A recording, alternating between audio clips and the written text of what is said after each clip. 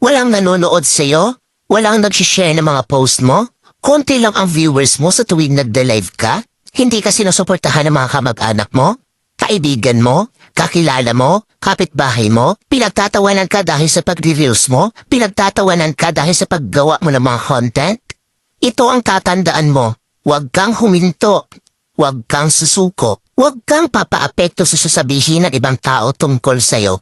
Ipakita mo sa kanila na may mararating ka. Dahil isang araw, kapag marami ka ng followers, kapag marami na ang sumusuporta sa'yo, kapag marami na ang nanonood sa'yo, kapag marami ka ng viewers, kapag marami na ang nagmamahal sa'yo at sumusuporta sa'yo, kapag marami ka ng payout, kapag sinasahod mo na ang sinasahod ng mga sikat na content creator, kapag mayaman ka na, kapag marami ka ng pera, ay manunood na yan sila sa'yo.